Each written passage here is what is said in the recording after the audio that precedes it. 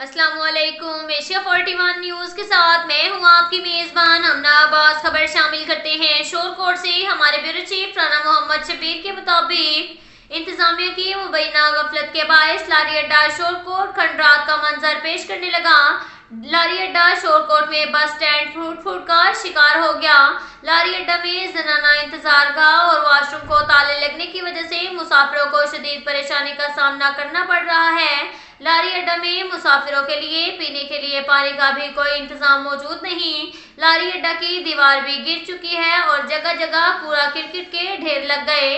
इस मौका पर लारी अड्डा में मौजूद दुकानदारों का कहना था कि चंद मुसाफिर अगर आते हैं तो बाहर गर्मी में खड़े रहते हैं या फिर आते ही नहीं हैं। लारी अड्डा में इंतजामात अच्छे ना होने की वजह से लारी अड्डा के बाहर मेन सड़क पर जगह जगह बस स्टैंड बन चुके हैं। हमने लारी अड्डा के अंदर दुकानें किराए पर ले रखी हैं। मुसाफिर ना आने से काम बंद पड़ा है। असिस्टेंट कमिश्नर शोरकोट गुलाम सरवर इसका फौरी नोटिस लें।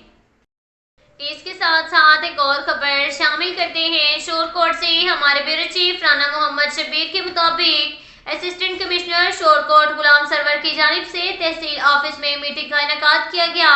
नायब तहसीलदार गर्दावर और महकमा रेवेन्यू का अमला शरीक एडिशनल गर्दावरी पर हदायत जारी की गई।